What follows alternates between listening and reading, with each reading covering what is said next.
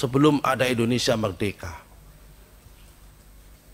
Sudah ada sebelum ada Pemko Batam. Sudah ada sebelum ada BP Batam.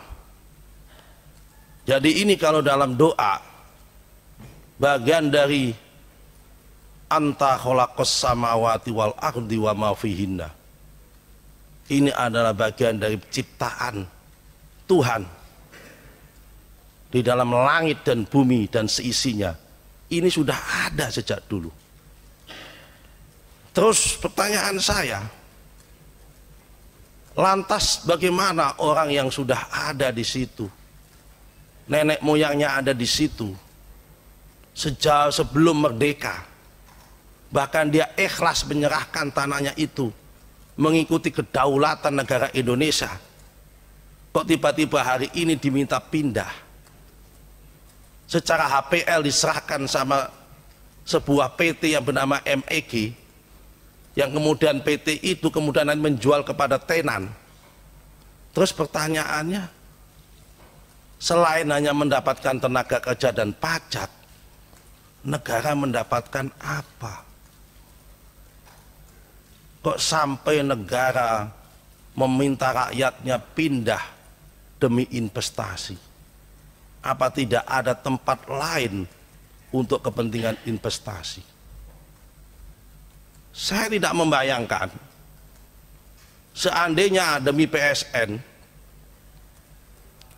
rumahnya saudara menteri maupun rumahnya saudara kepala BP Batam Pak Rudi, entah di kampung sana, diminta investor, diminta pindah, saya kira mereka juga perasaan yang sama, pasti akan melakukan proses penolakan yang sama.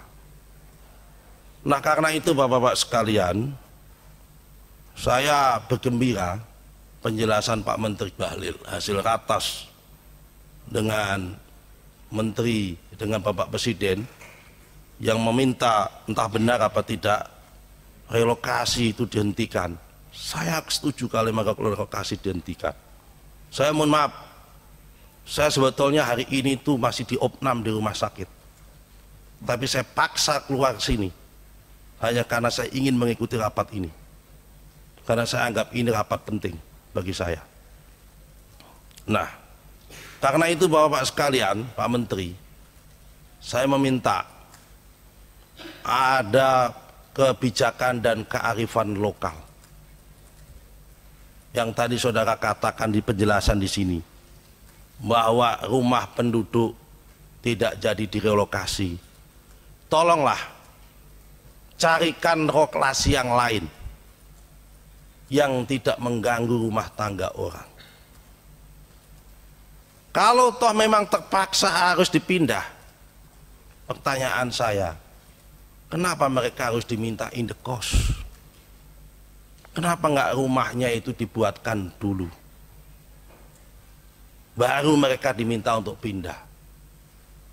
Kalau toh kepaksa itu pun, kenapa sekarang mereka rumahnya digusur, diminta untuk indekos, kemudian baru diminta pindah? Ya kalau kemudian dalam proses perjalanannya udah kadung digusur, investornya itu bisa dipercaya rumahnya dibangun benar. Kalau nggak jadi dibangun, kan lagi-lagi rakyat menjadi korban. Nah, ini membutuhkan kearifan kita semua. Yang nomor 3, Pak Rudi, saya mendapatkan informasi juga ada perlakuan terhadap investor yang berbeda, tidak equal treatment antara perlakuan satu investor dengan investor lain yang masuk di BP Batam. Ada investasi yang sudah masuk, bahkan sudah bayar di tempat Bapak, tapi justru diperkarakan dengan alasan dipetunkan oleh perusahaan yang lama, pada yang pemegang yang lama itu tidak perform dan sudah dicabut izinnya. Dan ketika dia dicabut, dipetunkan, kemudian BP Batam kemudian tidak berjuang, bahkan membiarkan itu. Padahal yang bersangkutan sudah bayar resmi kepada BP Batam sesuai dengan aturan yang ditentukan. Sehingga kebetulan saja, kebetulan ini saya dapat informasi lagi, para tenan-tenannya itu adalah beberapa perusahaan yang datang dari Jepang, dari Taiwan, dan dari Amerika. Sehingga ada benarnya juga kalau lihat dari fakta-fakta ini, kemudian muncul rumor di masyarakat bahwa seakan-akan BP Batam, Menteri BKPM, pemerintah dan sebagainya itu dianggap terlalu menganak-emaskan investor dari Cina. Kalau di luar dari Cina diabaikan. Mereka sudah bayar, izinnya dicabut. Kenapa? Karena pemegang yang lama membenturkan, ya kan, BP Batam, dan BP Batam tidak fight untuk itu dan tidak melakukan proses intermediasi. Harusnya kalau memang BP Batam sebagai kepanjangan pemerintah ingin mendongkrak investasi di situ, melakukan proses intermediasi satu sama lain sehingga tidak terjadi hal-hal semacam ini. Sehingga wajar kalau kemudian isu itu pating seliwer, isu itu kemudian berseliweran yang mengatakan bahwa proses Rempang ini adalah karpet merah buat investor Cina, kemudian yang lain itu dihambat.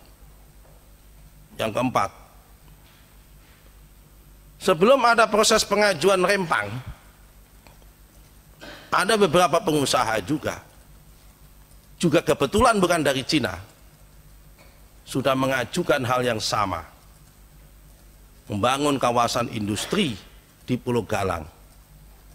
Yang Pulau Galang itu tidak ada penduduknya, tidak se-complicated yang ada di Rempang, tapi lagi-lagi tidak direspon sama Pak Rudi. Pertanyaan saya, apakah ini semua karena tidak ada orang kuat dari Jakarta yang mendorong itu, atau karena tidak punya hubungan baik? Nah, sehingga isu ini kemudian berkeliaran di mana-mana menjadi wajar karena akibat-akibat ini semua.